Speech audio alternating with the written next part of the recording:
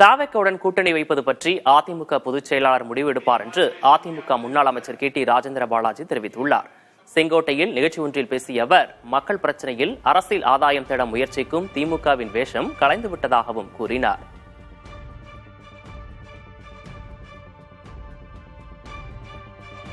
அதிமுக திமுக தோற்கடிப்பிற்கு வலுவான கூட்டணியை அமைக்கும், எங்களுடைய பொதுச்செயல் அமைப்பார்.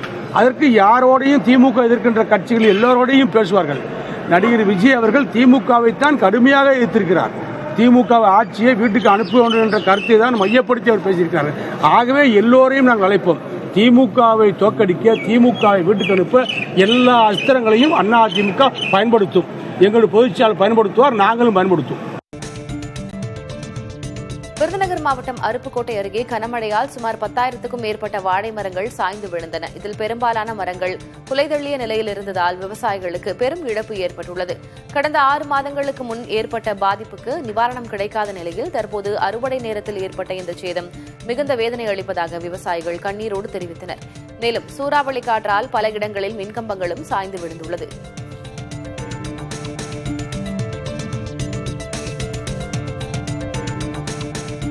தேனி மாவட்டம் வத்தலகுண்டு அருகே கனமழையால் வாழை மரங்கள் மற்றும் வீடுகள் சேதமடைந்தன.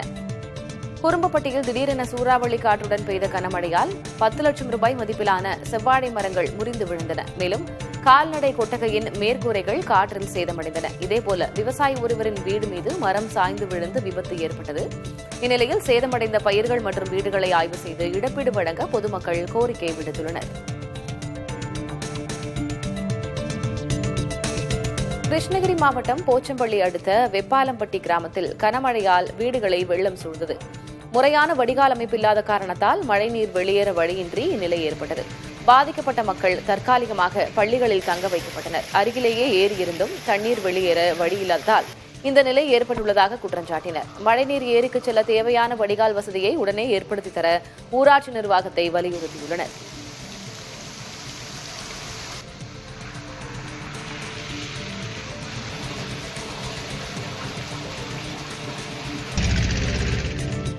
கிருஷ்ணகிரி மற்றும் அதனை சுற்றியுள்ள பகுதிகளில் கடந்த 3 நாட்களாக பெய்த கனமழை காரணமாக தேவசமுத்திரம் ஏரி முழுமையாக நிரம்பியது.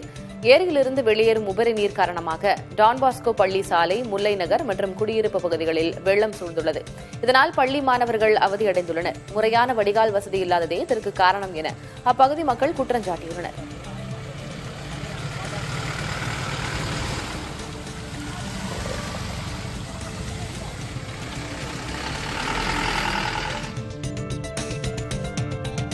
சென்னையில் தங்கம் புதிய மைல்கல்லாக 1 கிராம் 11,000 ரூபாயை கடந்து விற்பனையாவதால் கட்டாய தேவைக்கு தங்கம் வாங்க நினைப்பவர்கள் கலக்கத்தில் உள்ளனர். இன்று காலை நிலவரப்படி 22 கேரட் ஆபரண தங்கம் கிராமிற்கு 110 ரூபாய் விலை உயர்ந்து 11,060 ரூபாய்க்கும், 1 சவரன் 880 ரூபாய் விலை அதிகரித்து 88,480 ரூபாய்க்கும் விற்பனை செய்யப்படுகிறது.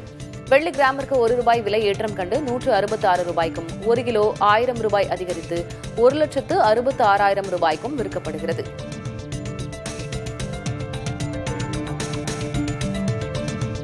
நீர்மூழ்கி கப்பல்களை அழிக்கக்கூடிய அந்த்ரோத் என்ற கப்பல் இந்திய கடற்படையில் இன்று இணைக்கப்படுகிறது. இணைப்பு விழா கடற்படையின் கிழக்கு பிராந்திய தலைமை தளபதி வைஸ் அட்மிரல் ராஜேஷ் பந்தேர்கர் தலைமையில் விசாகப்பட்டினத்தில் நடைபெறவுள்ளது. அந்த்ரோத் வாகனத்தை கொல்கத்தாவில் உள்ள பொதுத்துறை நிறுவனமான கார்டன் ரீச் நிறுவனம் தயாரித்துள்ளது. இதில் உள்ள பொருட்கள் 80 விழுக்காடு இந்தியாவிலேயே தயாரிக்கப்பட்டவையாகும். அந்த்ரோத்தின் வருகை மூலம் இந்திய கடற்பகுதி படைபலம் மேலும் பெருக உள்ளது. Her water jets give her an edge in shallow water anti-submarine warfare operations.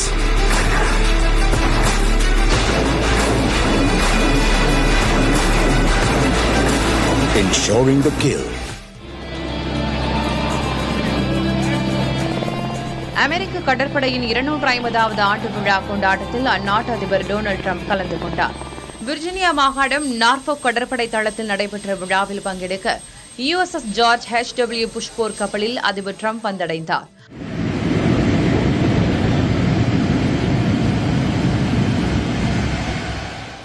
அவருடன் அமெரிக்க முதல் பெண்மணியும் அதிபர் டிரம்பின் மனைவியுமான மெலனியா டிரம்பும் வந்திறங்கினார்.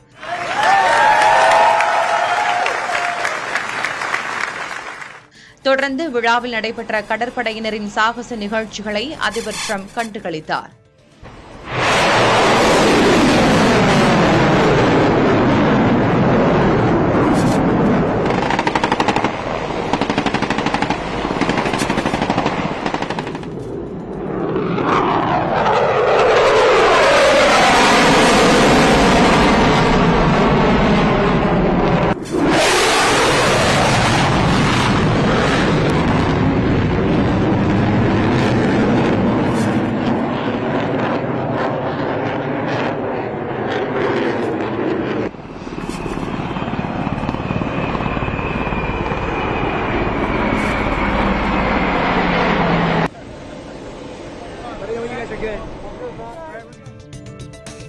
அமெரிக்காவின் நியூ மெக்சிகோ மாகாணத்தில் 53வது சர்வதேச பலூன் திருவிழா தொடங்கியுள்ளது.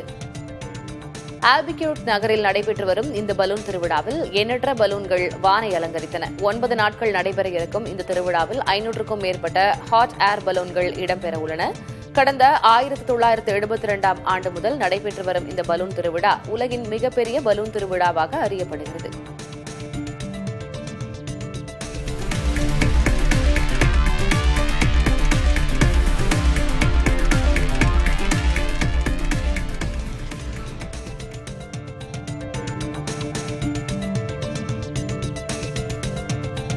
பீகார் சட்டப்பேரவை தேர்தல் தேதி இன்று வெளியாகிறது. மாலை 4 மணிக்கு தேர்தல் அட்டவணையை தலைமை தேர்தல் ஆணையர் ஞானேஷ்குமார் வெளியிட உள்ளார். 243 தொகுதிகள் கொண்ட பீகார் சட்டப்பேரவை தேர்தல் விரைவில் நடைபெற உள்ளது. இத்தேர்தலில் ஐக்கிய ஜனதா தளம், பாஜக கூட்டணி ஒருபுறமும், ராஷ்டிரிய ஜனதா தளம், காங்கிரஸ் கூட்டணி மறுபுறம் முக்கிய போட்டியாளர்களாக இருக்கின்றனர். இது தவிர பிரசாந்த் கிஷோரின் ஜன்சுராஜ் கட்சி, ஓவைசியின் AIIM கட்சிகளும் தேர்தல் களத்தில் உள்ளன. இத்தேர்தலுக்கு முன்பாக பீகாருக்கு ஏராளமான நலத்திட்ட உதவிகளை மத்திய அரசு அறிவித்துள்ளது. மேலும் ஏராளமான தேர்தல் வாக்குறுதிகளும் அறிவிக்கப்பட்டுள்ளன. மறுபுறம் ராஷ்டிரிய ஜனதா தளம், காங்கிரஸ் அணியும் தேர்தலில் வெல்ல தீவிர முனைப்பில் உள்ளது. வாக்கு திருட்டு புகார் கூறி காங்கிரஸ் கட்சியின் ராகுல் காந்தி மாநிலம் முழுவதும் சுற்றுப்பயணம் செய்துள்ளார். வாக்காளர் சிறப்பு திருத்தத்தில் ஆளும் கூட்டணிக்கு சாதகமாக பட்டியல் தயாரிக்கப்பட்டதாக எதிர்க்கட்சிகள் குற்றஞ்சாட்டியுள்ள நிலையில் இதேபோன்ற திருத்தம் தமிழகம் போன்ற மாநிலங்களிலும் நடைபெறவுள்ள நிலையிலும் இந்த தேர்தல் முடிவு தேசிய அளவில் கவனம் பெறுகிறது. இந்தியாவில் அரசியல் முக்கியத்துவம் மிக்க மாநிலங்களில் ஒன்று என்பதாலும் இதன் முடிவுகள் பெரும் எதிர்பார்ப்பை ஏற்படுத்தியுள்ளன. பாஜக மாநில முன்னாள் தலைவர் அண்ணாமலையின் பெயரை பயன்படுத்தி பண மோசடியில் ஈடுபட்ட புகாரில் பாஜக நிர்வாகி உட்பட 3 பேர் கைது செய்யப்பட்டுள்ளனர். கோவை மாவட்டம் குமாரபாளையம் பகுதியைச் சேர்ந்த திருமூர்த்தி என்பவர் விபத்து ஒன்றில் உயிரிழந்த நிலையில் அந்த வழக்கு நடத்த உதவுவதாக கூறி திருமூர்த்தியின் குடும்பத்தினரை 3 பேரும் ஏமாற்றியதாக கூறப்படுகிறது. திருமூர்த்தி குடும்பத்துக்கு காப்பீட்டு பணமாக 50 லட்சம் ரூபாய் கிடைத்த நிலையில் அதிலிருந்து 10 லட்சம் ரூபாயை கட்சி நிதியாக அண்ணாமலைக்கு வழங்க வேண்டும் என கேட்டு பெற்றதாக கூறப்படுகிறது. இது தொடர்பாக திருமூர்த்தியின் சகோதரர் அருணாச்சலம் சமூக வலைதளங்களில் வீடியோ வெளியிட்டிருந்தார். இந்த புகாரை மறுத்துள்ள அண்ணாமலை இதற்கும் தனக்கும் எந்த தொடர்பும் இல்லை என்று தெரிவித்திருந்தார். இதுகுறித்து கோவை காவல்துறையிடம் புகார் அளிக்கப்பட்ட நிலையில் இதில் தொடர்புடைய கோகுலக்கண்ணன், ராஜராஜசாமி, ராசுகுட்டி ஆகிய 3 பேரும் கைது செய்யப்பட்டனர். ஈரோடு அருகே நகைக்கடையில் தங்க நகை திருடிய ஈரானிய கும்பலைச் சேர்ந்த 2 கைது செய்யப்பட்டனர். குருவரெட்டியூரில் உள்ள நகைக்கடைக்கு வந்த 2 நகை வாங்குவது போல நடித்து கடை ஊழியரின் கவனத்தை திசை திருப்பி 16 கிராம் தங்க நகையை திருடிச் சென்றனர். இதுகுறித்த புகாரில் பல்வேறு பகுதிகளின் சிசிடிவி பதிவுகளை காவல்துறையினர் ஆய்வு செய்து நகை திருடிய அப்சர் ஹுசைன், ஹரிப் ஹுசைன் ஆகியோரை கைது செய்தனர். 2 கவனத்தை திசை திருப்பி கொள்ளையடிக்கும் ஈரானிய கும்பலைச் சேர்ந்தவர்கள் என்பது விசாரணையில் தெரியவந்தது. திருநெல்வேலி மாவட்டம் மணிமுத்தாறு செட்டிமேடி பகுதியில் இருசக்கர வாகனத்தில் சென்று கொண்டிருந்தவரை கரடி தாக்கியதால் பரபரப்பு ஏற்பட்டது. நல்வாய்ப்பாக அவருக்கு லேசான காயம் மட்டுமே ஏற்பட்டது. பாபநாசம், மணிமுத்தாறு உள்ளிட்ட மேற்கு தொடர்ச்சி மலைப்பகுதிகளில் கரடிகளின் நடமாட்டம் சமீப காலமாக அதிகரித்துள்ளதால் பொதுமக்கள் பெரும் அச்சத்தில் உள்ளனர். கரடிகளை பிடித்து அடர்ந்த வனப்பகுதிக்குள் விடுமாறு பொதுமக்கள் வனத்துறைக்கு கோரிக்கை விடுத்துள்ளனர்.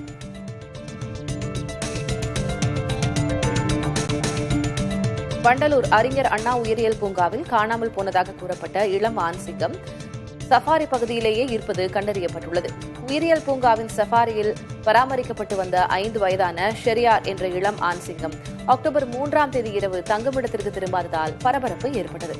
பூங்கா நிர்வாகம் தேடல் குழுக்களை அமைத்த நிலையில் 50 ஏக்கர் சஃபாரி பகுதிக்குள்ளேயே அந்த சிங்கம் இருப்பது கண்டுபிடிக்கப்பட்டது. கடந்த 2023ஆம் ஆண்டு பெங்களூருவின் பன்னீர்கட்டா உயிரியல் பூங்காவிலிருந்து கொண்டுவரப்பட்ட ஷெரியார் சிங்கம் புதிதாக சஃபாரி பகுதிக்குள் விடப்பட்டதால் சுற்றுப்புறத்தை அது ஆராய்ந்து வருவதாகவும் இளம் சிங்கத்திற்குரிய இயல்பான நடத்தை என்றும் பூங்கா நிர்வாகத்தினர் தெரிவித்துள்ளனர். சஃபாரி பகுதியில் 5 குழுக்கள் சாதாரண மற்றும் வெப்ப இமேஜிங் ட்ரோன்கள் மூலம் சிங்கம் தொடர்ந்து கண்காணிக்கப்பட்டு வருவதாகவும் தெரிவித்துள்ளனர். தஞ்சை, திருவாரூர் மாவட்டங்களில் நீர் நாய்களை பாதுகாப்பதற்கான புதிய திட்டத்தை செயல்படுத்த வனத்துறை முடிவு செய்துள்ளது. தமிழகத்தில் தாமிரபரணி, காவிரி, வைகை, பவானி, மோயார் போன்ற ஆறுகளிலும் அதையொட்டிய பகுதிகளிலும் நீர் நாய்கள் காணப்படுவதாக உறுதி செய்யப்பட்டுள்ளது. நீர் நாய்களின் வாழிடங்களை பாதுகாப்பதற்கும் இனப்பெருக்கத்தை அதிகரிப்பதற்குமான ஆய்வுகளை மேற்கொள்வதற்காகவும் 25 லட்சம் ரூபாய் ஒதுக்க அரசு ஒப்புதல் அளித்துள்ளது. இதேபோன்று குள்ளநரிகள் பாதுகாப்புக்கான திட்டத்துக்கும் அரசு ஒப்புதல் அளித்துள்ளதாக வனத்துறை அதிகாரிகள் தெரிவித்துள்ளனர். பழங்குடியினர் உண்டு உறைவிட பள்ளி மாணவர்களின் பயன்பாட்டிற்கான வாகன சேவையை முதலமைச்சர் மு.க.ஸ்டாலின் தொடக்கி வைத்தார். ஈரோடு உள்ளிட்ட 6 மாவட்டங்களில் பள்ளிக்கு செல்ல வாகனங்கள் இல்லாததால் மாணவர்கள் சிலர் இடைநின்றதாக செய்திகள் வெளியாகின. சத்தியமங்கலம், தலமலை, குன்றி, விளங்கோம்பை உள்ளிட்ட பகுதிகளில் பழங்குடியின குழந்தைகள் பள்ளிக்கு செல்ல 10 கிலோமீட்டர் தூரம் வரை பயணிக்க வேண்டியுள்ளது. இதை கருத்தில் கொண்டு பேருந்து வசதி இல்லாத கிராமத்திற்கும் பள்ளிக்கும் இடையே மாணவர்களுக்காக அரசு சார்பில் வாகன சேவை தொடங்கப்பட்டுள்ளது. சென்னை தலைமைச் செயலக வளாகத்தில் நடந்த நிகழ்ச்சியில் 6 மாவட்டங்களில் 3,62 லட்சம் ரூபாய் மதிப்பீட்டில் 26 வாகனங்களை முதலமைச்சர் ஸ்டாலின் பயன்பாட்டிற்கு கொண்டு வந்துள்ளார். மதுரை மாவட்டம் மேலூரில் சிப்காட் அமைக்க எதிர்ப்பு தெரிவித்து போராட முயன்ற பொதுமக்கள் கைது செய்யப்பட்டனர். வஞ்சிநகரம், கொடுக்கம்பட்டி உள்ளிட்ட 3 ஊராட்சிகளைச் சேர்த்து 278 ஏக்கரில் சிப்காட் அமைக்க தமிழக அரசு திட்டமிட்டுள்ளது. இதற்கு எதிர்ப்பு தெரிவித்து அப்பகுதி மக்கள் தொடர்ந்து போராடி வருகின்றனர். இதன் ஒரு பகுதியாக மதுரை மாவட்ட ஆட்சியர் அலுவலகத்தில் கவன ஈர்ப்பு ஆர்ப்பாட்டம் நடத்தச் சென்ற நல்லசுக்காம்பட்டி, மூவன்சேவல்பட்டி உள்ளிட்ட 10க்கும் மேற்பட்ட கிராமங்களைச் சேர்ந்த பொதுமக்களை காவல்துறையினர் தடுத்து நிறுத்தினர். அனுமதி மறுக்கப்பட்டதால் காவல்துறையினருக்கும் பொதுமக்களுக்கும் இடையே வாக்குவாதம் ஏற்பட்டது. இதைத் தொடர்ந்து சுமார் 200க்கும் மேற்பட்டோரை காவல்துறையினர் கைது செய்தனர்.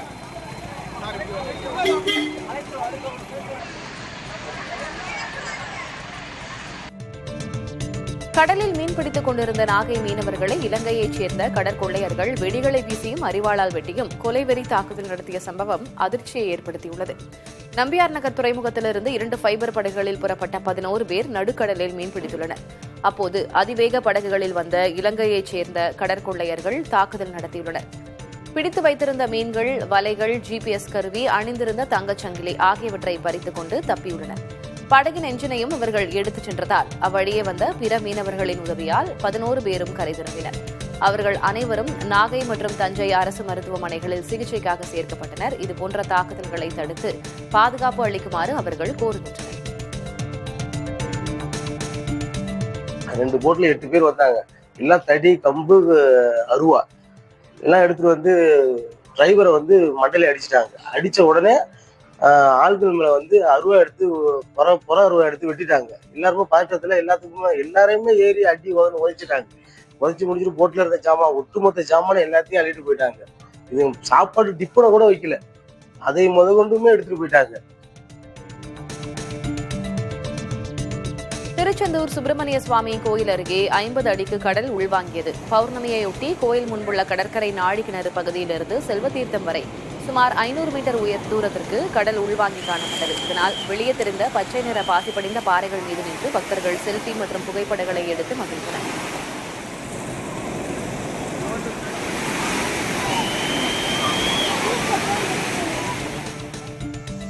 தேனி மாவட்டத்தில் உள்ள மேகமலை அருவியில் நீர் வரத்து சீரானதால் சுற்றுலா பயணிகள் குளிக்க அனுமதி வழங்கப்பட்டுள்ளது. மேற்கு தொடர்ச்சி மலைப்பகுதிகளில் பெய்த கனமழையால் கோம்பைத்தூடு அருகே உள்ள மேகமலை அருவியில் வெள்ளப்பெருக்கு ஏற்பட்டது. இதனால் கடந்த 2 நாட்களாக சுற்றுலா பயணிகள் குளிக்க வனத்துறை தடை விதித்திருந்தது. தற்போது அருவியில் நீர்வரத்து சீராகியுள்ளதால் சுற்றுலா பயணிகள் குளிப்பதற்கான தடையை வனத்துறை நீக்கியுள்ளது.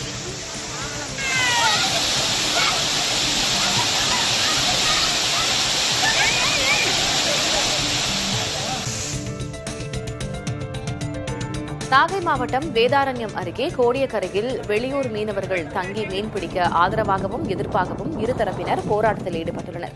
வெளியூரைச் சேர்ந்த 35 மீனவர்களை உள்ளூர் மீனவர்கள் சிறைபிடித்ததை கண்டித்து கோடியக்கரை, கோடியக்காடு கிராம மீனவர்கள் போராடி வருகின்றனர்.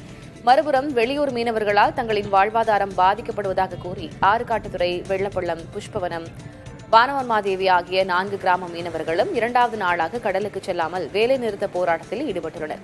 இருதரப்பு போராட்டங்களால் கடற்கரை பகுதி வெறிச்சோடியுள்ளது.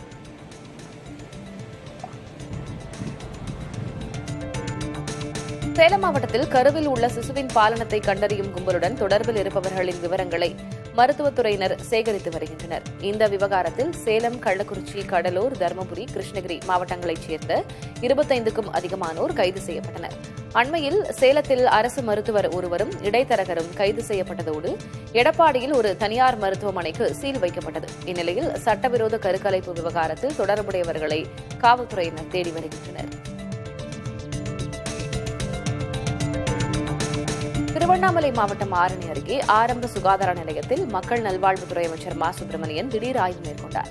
கண்ணமங்கலம் ஆரம்ப சுகாதார நிலையத்தில் ஆய்வு செய்த அமைச்சர் பாம்புக்கடி, பூச்சிக்கடி சிகிச்சைகள் குறித்து ஏன் விளம்பர பதாகைகளில் வைக்கவில்லை என கேள்வி எழுப்பினார். மேலும் இதயம் காப்போம் திட்டத்தின் கீழ் சிகிச்சை பெற்ற நோயாளிகளிடம் செல்போன் மூலம் தொடர்பு கொண்டு நலம் விசாரித்தார்.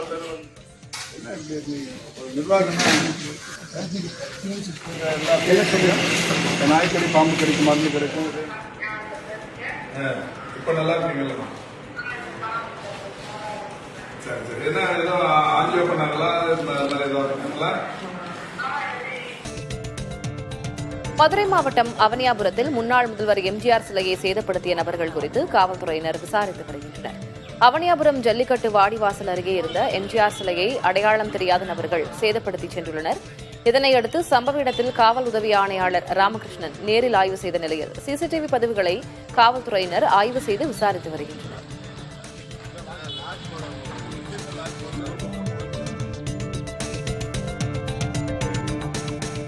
விருதுநகர் குமரி தேசிய நெடுஞ்சாலையில் நிகழ்ந்த விபத்தில் ஆம்னி பேருந்தும் லாரியும் தீப்பற்றி எரிந்து சேதமடைந்தன. ஆர்ஆர் நகர் 4 வழிச்சாலையில் ஆம்னி பேருந்தும் லாரியும் மோதிக்கொண்டு பற்றி எரிந்தன. இதில் லாரி ஓட்டுநர் ராகவன் தீக்காயமடைந்தார். தீயணைப்புத்துறையினர் தீயை அணைத்த நிலையில் அப்பகுதியில் 2 மணி நேரம் போக்குவரத்து பாதிக்கப்பட்டது.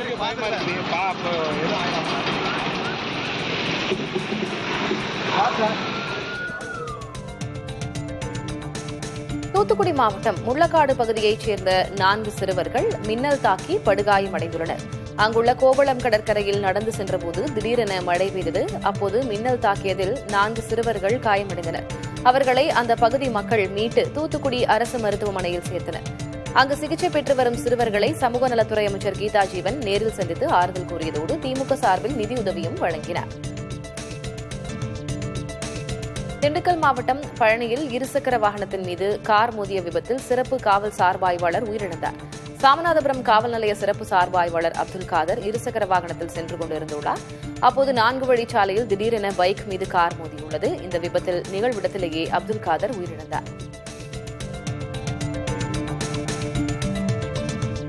தேனி மாவட்டம் போடிநாயக்கனூர் அருகே நியாய விலை கடையில் கடந்த 6 மாதங்களாக தரமற்ற அரிசி வழங்கப்படுவதாக பொதுமக்கள் குற்றம் சாட்டியுள்ளனர். மேலசொக்கநாதபுரம் பேரூராட்சி காந்தி நகரில் இயங்கும் நியாய விலை கடைக்கு அரிசி இறக்க வந்த லாரியை மறித்து பொதுமக்கள் முற்றுகை போராட்டத்தில் ஈடுபட்டனர். நிகழ்விடத்திற்கு வந்த மாவட்ட உணவு வழங்கல் துறை அதிகாரிகள் உரிய விசாரணைக்கு பின் நடவடிக்கை எடுப்பதாக உறுதியளித்ததை அடுத்து போராட்டம் கைவிடப்பட்டது. நவராத்திரி விழாவுக்காக பத்மநாபபுரம் அரண்மனையிலிருந்து திருவனந்தபுரத்திற்கு ஊர்வலமாக எடுத்துச் செல்லப்பட்ட சாமி சிலைகள் விழா முடிந்து தற்போது திருப்பிக் கொண்டுவரப்படுகின்றன.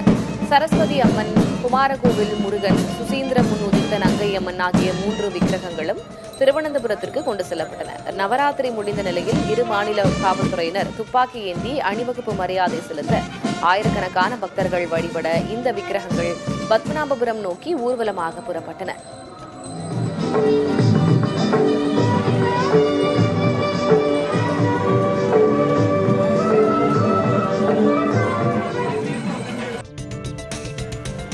திருச்செந்தூர் சுப்பிரமணிய சுவாமி கோயில் கடற்கரையில் குவிந்துள்ள குப்பைகளால் பக்தர்கள் அவதியடைந்து வருகின்றனர். கோயில் முன்புள்ள கடற்கரையில் நாள்தோறும் ஆயிரக்கணக்கான பக்தர்கள் புனித நீராடி வருகின்றனர்.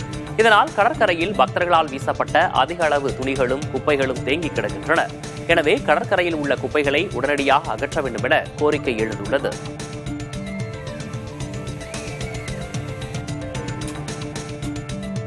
கிளாம்பாக்கம் ரயில் நிலைய பணிகளை காரணம் காட்டி காஞ்சிபுரம் மாவட்டம் உள்ளாவூர் சிற்றேரியில் அதிக அளவில் மண் அள்ளப்பட்டுள்ளது தெரியவந்துள்ளது. ஏரியில் அக்டோபர் 31 வரை ரயில் நிலைய பணிக்கு மட்டும் பயன்படுத்த நீர்வளத்துறை அனுமதி அளித்திருந்தது. அதற்காக டெண்டர் கோரப்பட்டு ஒப்பந்ததாரர் மூலம் மண் அள்ள அனுமதி வழங்கப்பட்டது. இந்த நிலையில் நிர்ணயம் செய்த அளவை விட அதிகமாக ஒப்பந்ததாரர் மணல் அள்ளியது தற்போது தெரிய வந்திருக்கிறது. ரயில் நிலைய பணிக்கு என கூறி அதிக மணலை அள்ளி வேறு இடங்களுக்கு மண் கடத்திச் செல்லப்படுவதாக தெரிகிறது. இதுகுறித்து புகார் வந்ததை தொடர்ந்து ஏரியில் மண் அள்ளும் பணி நிறுத்தி வைக்கப்பட்டுள்ளது. மதுரை மாவட்டம் மேலூரில் பெட்ரோல் பங்கில் நிறுத்தப்பட்டிருந்த தனியார் பேருந்து அடையாளம் தெரியாத நபரால் கடத்தப்பட்டுள்ளது. இதுகுறித்து பேருந்து ஓட்டுநர் அளித்த புகாரின் பேரில் சிசிடிவி காட்சி பதிவுகளை காவல்துறையினர் ஆய்வு செய்தனர். அப்போது மர்ம நபர் ஒருவர் பேருந்தை கடத்திச் சென்றது தெரியவந்தது. தீவிர விசாரணையில் கடத்தப்பட்ட பேருந்து திண்டுக்கல் மாவட்டம் நத்தம் அருகே மீட்கப்பட்டுள்ளது. பேருந்தை கடத்திச் சென்றவர் குறித்து போலீசார் விசாரித்து வருகின்றனர்.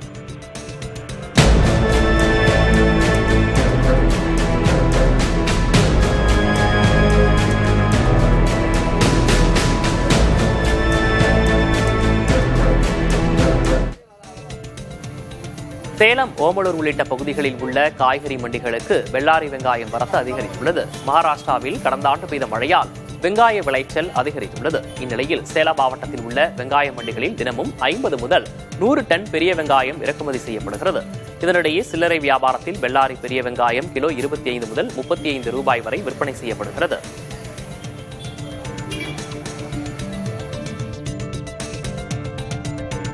காஷ்மீரை தொடர்ந்து ஹிமாச்சல பிரதேசத்திலும் பனிப்பொழிவு சீசன் தொடங்கியிருக்கிறது. ரோதங் பாஸ் உள்ளிட்ட உயரமான பகுதிகளில் பனி மூடத் தொடங்கியுள்ளது. இதன் காரணமாக வெப்பநிலையும் வெகுவாக குறைந்துள்ளது. சாலைகளில் பனி படர்ந்திருப்பதால் பல பகுதிகளில் போக்குவரத்துக்கு தற்காலிகமாக தடை விதிக்கப்பட்டுள்ளது. சுற்றுலா பயணிகள் வர வேண்டாம் என மாநில அரசு சார்பில் அறிவுறுத்தல்கள் வழங்கப்பட்டு வருகின்றன.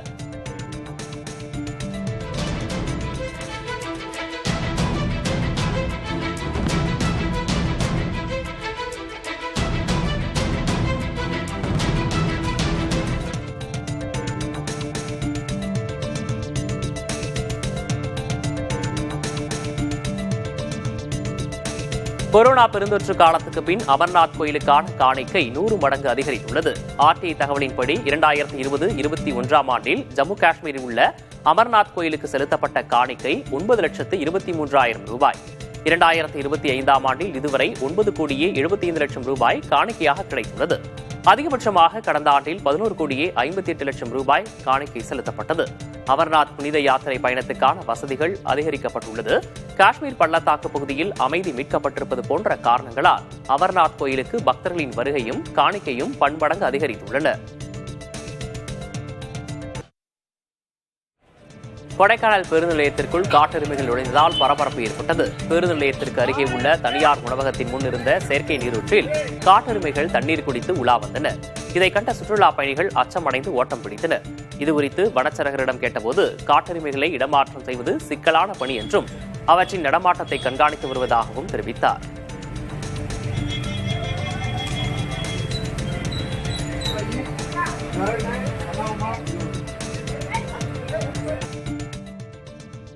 தேசிய குற்ற ஆவண காப்பகத்தின் 2023 ஆண்டுக்கான அறிக்கையின்படி இந்தியாவின் மிகவும் பாதுகாப்பான நகரமாக கொல்கத்தா இருந்து வருகிறது. தொடர்ந்து 4வது ஆண்டாக மிகவும் பாதுகாப்பான நகரங்களின் பட்டியலில் கொல்கத்தா முதலிடத்தை பிடித்துள்ளது. அந்நகரத்தில் 1,00,000 மக்கள் தொகைக்கான குற்ற விகிதம் 83.9 இருப்பதாக புள்ளி விவரங்கள் தெரிவிக்கின்றன. மேலும் மிகவும் பாதுகாப்பான நகரங்களின் பட்டியலில் கோவை 5வது இடத்திலும் சென்னை 6வது இடத்திலும் உள்ளன. பெங்களூரு 9ஆம் இடத்தில் இருக்கிறது. அதே வேளையில் பாதுகாப்பற்ற நகரங்களின் பட்டியலில் முதலிடத்தில் கேரளாவின் கொச்சி உள்ளது. அந்த நகரத்தில் 1,00,000 மக்கள் தொகைக்கான குற்ற விகிதம் 3,192 இருப்பதாக தெரிவிக்கப்பட்டுள்ளது. இந்த பட்டியலில் அடுத்தடுத்த இடங்களில் டெல்லி, சூரத், ஜெய்ப்பூர், பாட்னா ஆகியவை உள்ளன. பீகார் சட்டப்பேரவை தேர்தல் தேதி இன்று வெளியாகிறது. மாலை 4 மணிக்கு தேர்தல் அட்டவணையை தலைமை தேர்தல் ஆணையர் ஞானேஷ்குமார் வெளியிட உள்ளார். 243 தொகுதிகள் கொண்ட பீகார் சட்டப்பேரவை தேர்தல் விரைவில் நடைபெற உள்ளது. இத்தேர்தலில் ஐக்கிய ஜனதா தளம், பாஜக கூட்டணி ஒருபுறமும், ராஷ்டிரிய ஜனதா தளம், காங்கிரஸ் கூட்டணி ஒருபுறமும் முக்கிய போட்டியாளர்களாக இருக்கின்றனர். இது தவிர பிரசாந்த் கிஷோரின் ஜன்சுராஜ் கட்சி, OICயின் AIIM கட்சிகளும் தேர்தல் களத்தில் கவனம் ஈர்ப்பதாக உள்ளன. இத்தேர்தலுக்கு முன்பாக பீகாருக்கு ஏராளமான நலத்திட்ட உதவிகளை மத்திய அரசு அறிவித்துள்ளது. மேலும் ஏராளமான தேர்தல் வாக்குறுதிகளும் அறிவிக்கப்பட்டுள்ளன. மறுபுறம் ராஷ்டிரிய ஜனதா தளம் காங்கிரஸ் அணியும் தேர்தலில் வெல்ல தீவிர முனைப்பில் உள்ளது. வாக்கு திருட்டு புகார் கோரி காங்கிரஸ் கட்சியின் ராகுல் காந்தி மாநிலம் முழுவதும் சுற்றுப்பயணம் செய்துள்ளார். வாக்காளர் சிறப்பு திருத்தத்தில் ஆளும் கூட்டணிக்கு சாதகமாக பட்டியல் தயாரிக்கப்பட்டதாக எதிர்க்கட்சிகள் குற்றம் சாட்டியுள்ள நிலையிலும் இதேபோன்ற திருத்தம் தமிழகம் போன்ற மாநிலங்களிலும் நடைபெறவுள்ள நிலையிலும் இத்தேர்தல் முடிவு தேசிய அளவில் கவனம் பெறுகிறது. இந்தியாவில் அரசியல் முக்கியத்துவம் மிக்க மாநிலங்களில் ஒன்று என்பதாலும் இதன் முடிவுகள் பெரும் எதிர்பார்ப்பை ஏற்படுத்தியுள்ளன.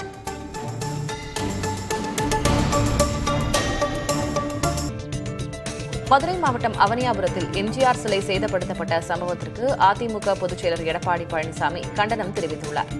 இது தொடர்பாக தனது எக்ஸ் வலைதள பக்கத்தில் பதிவிட்டுள்ள அவர், இது எம்ஜிஆரின் புகழையும் கொள்கைகளையும் எதிர்கொள்ள முடியாத கோழைகள் செய்த இழிச்செயல் என தெரிவித்துள்ளார். மேலும் இதன் மூலம் பொது அமைதியை சீர்குலைக்க நினைக்கும் சமூக விரோதிகள் மீது கடுமையான சட்ட நடவடிக்கை எடுக்குமாறு அரசுக்கு வலியுறுத்தியுள்ளார். 2025ஆம் ஆண்டு தொடங்கியது முதல் இதுவரை தங்கத்தின் விலை சவரனுக்கு 31,000 ரூபாய்க்கு மேல் அதிகரித்துள்ளது. நடப்பாண்டின் ஜனவரி 1ஆம் நாள் தங்கம் ஒரு சவரன் 57,200 ரூபாய்க்கு விற்கப்பட்டது. அடுத்து வந்த மாதங்களில் விலை உயர்ந்து கொண்டே வருகிறது. பிப்ரவரி 1ஆம் தேதி 61,960 ரூபாய்க்கு விற்கப்பட்டது. இதுதான் உச்சம் என நினைத்தவர்களுக்கு ஏமாற்றமளிக்கும் வகையில் அடுத்து வந்த மாதங்களில் ராக்கெட் வேகத்தில் ஆபரண தங்கத்தின் விலை மேலும் அதிகரித்தது. தொடர் ஏற்றத்தில் உள்ள தங்கம் விலை ஏப்ரல் 17ஆம் தேதி 71,000 ரூபாயை கடந்த நிலையில் ஜூன் மாதத்தில் 74,000 ரூபாயையும் ஆகஸ்டில் 76,000 ரூபாயையும் கடந்து விற்கப்பட்டது. அக்டோபர் 6ஆம் தேதி புதிய மைல்கல்லாக ஒரு சவரன் 88,000 ரூபாயை கடந்து விற்கப்படுகிறது. அமெரிக்காவின் வரிக் கொள்கைகள் உள்ளிட்ட சர்வதேச அரசியல் மற்றும் பொருளாதார சூழல்களை தங்கம் விலை உயர காரணமாக கூறப்படுகிறது. காவிரி படுகை மாவட்டங்களில் மழையில் நனையும் நெல் மூட்டைகளை பாதுகாக்க அரசு நடவடிக்கை எடுக்க வேண்டும் என விவசாயிகள் வலியுறுத்துகின்றனர். ஈரப்பதத்தை காரணம் காட்டி நெல் கொள்முதல் தாமதப்படுத்தப்பட்டு வருவதாக கூறப்படுகிறது. இதனால் கொள்முதல் நிலையங்களுக்கு வெளியே பல டன் நெல் மூட்டைகள் மழையில் நனையாத வகையில் தார்பாய் போட்டு மூடி வைக்கப்பட்டுள்ளன. தொடர்ந்து அங்கேயே மூட்டைகள் இருந்தால் ஈரப்பதம் அதிகரித்து நெல்மணிகள் முளைக்கும் வாய்ப்புள்ளதாக விவசாயிகள் தெரிவிக்கின்றனர்.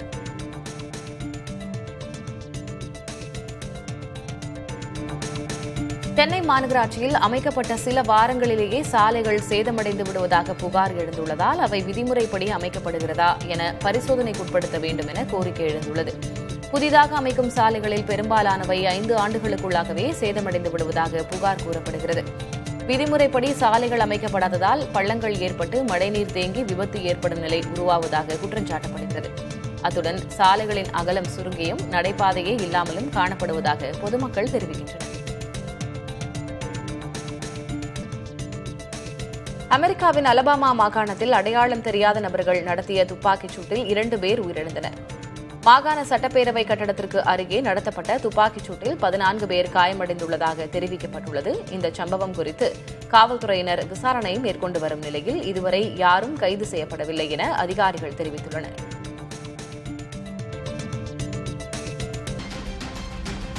கர்நாடக மாநில நீர்பிடிப்பு பகுதிகளில் பெய்து வரும் கனமழை காரணமாக ஹொசூர் கெலவரப்பள்ளி அணைக்கு நீர்வரத்து அதிகரித்துள்ளது. அணைக்கு வினாடிக்கு 1,124 கன அடி நீர் வரும் நிலையில் அணையின் பாதுகாப்பு கருதி 1,124 கன அடி தண்ணீரும் அப்படியே திறந்துவிடப்படுகிறது.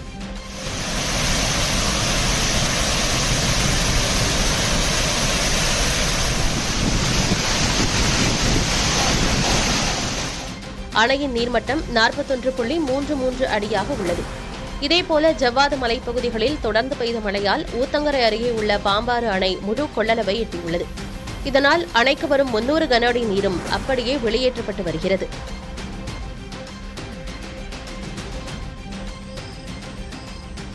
கிருஷ்ணகிரி மற்றும் அதனை சுற்றியுள்ள பகுதிகளில் கடந்த 3 நாட்களாக பெய்த கனமழை காரணமாக தேவசமுத்திரம் ஏரி முழுமையாக நிரம்பியது. ஏரியிலிருந்து வெளியேறும் உபரிநீர் காரணமாக டான் பாஸ்கோ பள்ளி சாலை, முல்லை நகர் மற்றும் குடியிருப்பு பகுதிகளில் வெள்ளம் சூழ்ந்துள்ளது. இதனால் பள்ளி மாணவர்கள் அவதியடைந்துள்ளனர்.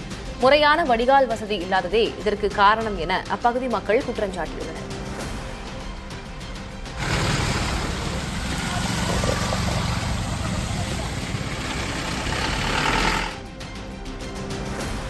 விருதுநகர் மாவட்டம் அருப்புக்கோட்டை அருகே கனமழையால் சுமார் 10,000க்கும் மேற்பட்ட வாழை மரங்கள் சாய்ந்து விழுந்தன. இதில் பெரும்பாலான மரங்கள் குலைதள்ளிய நிலையில் இருந்ததால் விவசாயிகளுக்கு பெரும் இழப்பு ஏற்பட்டுள்ளது.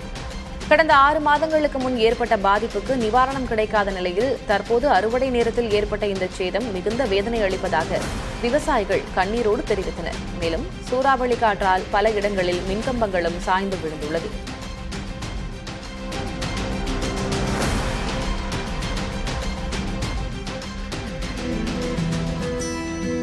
தமிழகத்தில் குறைந்தபட்ச வெப்பநிலை பதிவாகும் இடமாக கொடைக்கானல் மாறியுள்ளது. திண்டுக்கல் மாவட்டத்தில் உள்ள கொடைக்கானல் மலைப்பகுதிகள் கடல் மட்டத்திலிருந்து 2300 மீட்டர் உயரத்தில் அமைந்துள்ளது. கடந்த 5 ஆண்டுகளுக்கு முன்னர் வரை உதகையே அதிகமாக குளிர் நிலவும் பகுதியாக இருந்து வந்தது. ஆனால் தற்போது கொடைக்கானல் பகுதிகளில் இரவு குறைந்தபட்ச வெப்பநிலையாக 10 டிகிரி செல்சியஸ் பதிவாகியுள்ளது.